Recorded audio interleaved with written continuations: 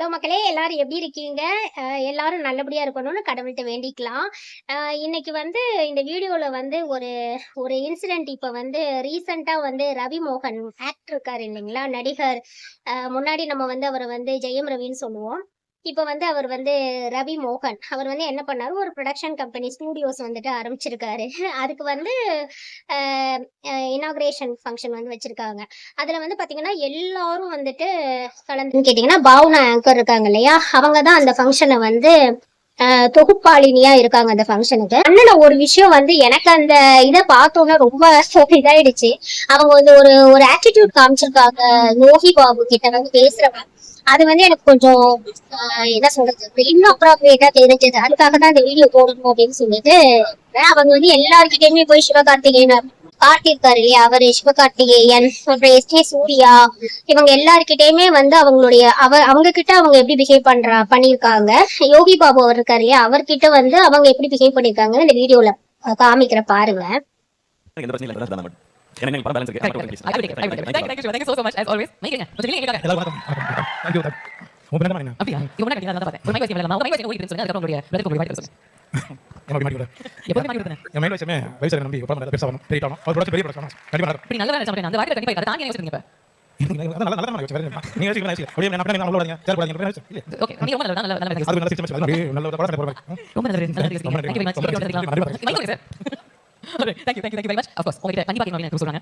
பாத்தீங்க இல்லையா, இப்ப உங்களுக்கு எல்லாம் எப்படி தெரிஞ்சது எனக்கு தெரியல. எனக்கு அது கொஞ்சம் ஒரு மாதிரி தெரிஞ்சது. நல்ல விதமா படல. அதுக்காக தாங்க இந்த வீடியோ. இப்ப எப்படின்னா, எல்லார்கிட்டயும் அவங்க வந்து போய் கேக்குறப்ப வந்து மைக்க வந்து ரொம்ப ரெஸ்பெக்ட்ஃபுல்லா கொடுத்து இது பண்ணி, அதுக்கப்புறம் மைக்க வாங்குற விதமும் இதா இருந்தது. யோகி பாபு அவர்கிட்ட வந்து கொடுக்கறப்ப மட்டும் மைக்க புடிங்க, எழுந்துருங்க எங்களுக்காக அப்படின்னு வந்து சொல்லி ஃபர்ஸ்ட் ஒரு இது சொல்றாங்க.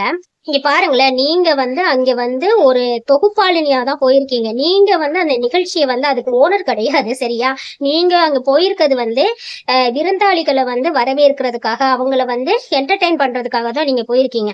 அப்படி இருக்கிறப்ப நீங்க தான் வந்து கரெக்டா என்ன சொல்றது, எல்லார்கிட்டையும் வந்து பொறுமையோட எல்லாரையும் ஒரே மாதிரி ட்ரீட் பண்ணணும்.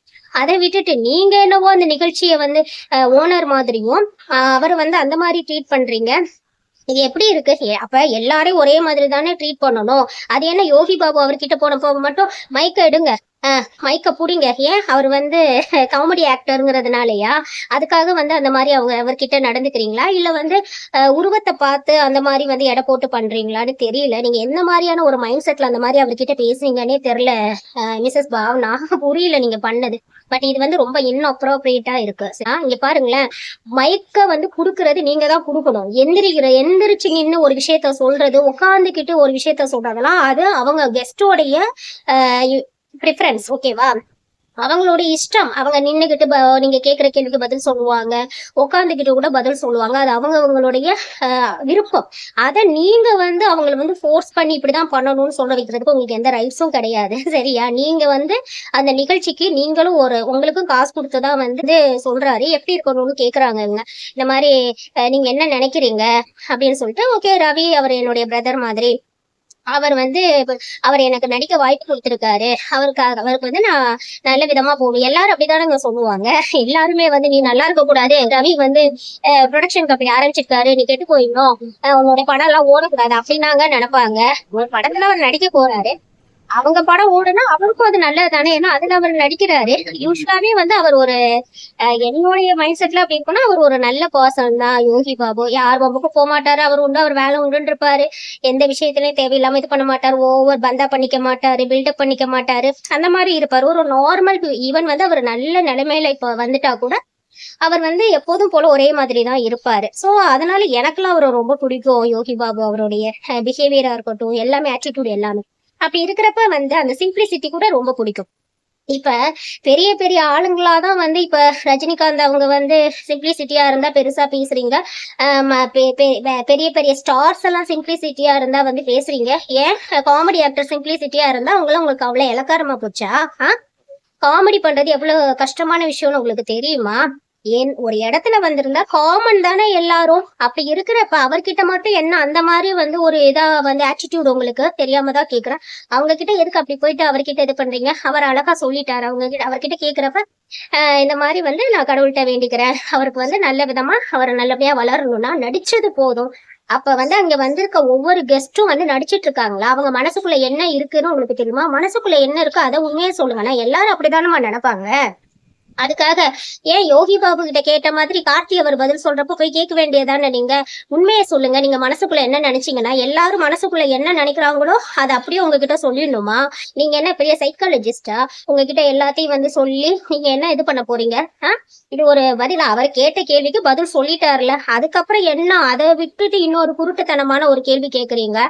அதுக்கு அவர் சொன்னாரு. அப்புறம் அழகா வந்து அவர் ரொம்ப அழகா வஞ்ச புகழ்ச்சியில வந்து ரொம்ப அவங்கள ஹேண்டில் பண்ண விதம் எனக்கு ரொம்ப பிடிச்சிருந்தது. ஆமாம்மா, உன்ன மாதிரியாம்மா, உனக்கு பின்னாடி இருந்த இவனுக்கு இவன் வந்துட்டானே, சேர் போடாத அப்படின்னாமா சொல்ல முடியும், அப்படின்னு நான் நினைக்கலையேம்மா அப்படின்னு சொல்லி அழகா சிரிச்சுக்கிட்டே சொல்லிட்டாரு. அதுக்கும் வந்துட்டு அவங்கனால எதுவுமே பதில் சொல்லவே முடியல. ஆமா சார், நீங்க ரொம்ப நல்லவரு.